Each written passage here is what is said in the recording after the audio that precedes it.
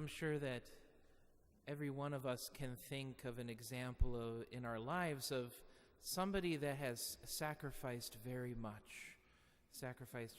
within their life for another person, maybe even it was for you. I want to share one story, and this is, of course, just one story of among many. Father Emile Capon was a Catholic priest, and he was a U.S. Army chaplain during the Korean War. And he was among the first troops to be sent to help protect South Korea in the summer of 1950, which a few weeks earlier had been invaded by the North.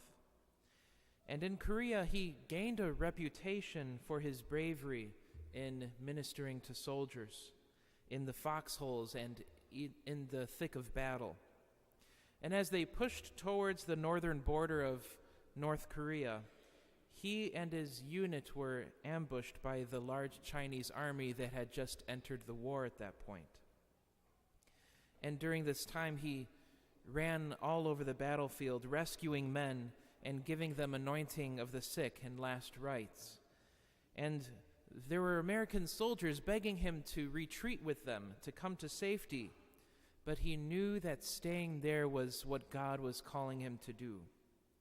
And he chose to remain with a number of wounded soldiers rather than to escape. And they were captured by the enemy and sent to a very severe POW camp. American soldiers of all different faiths in the POW camp lauded Father Capon for what he did during those excruciating 2 years.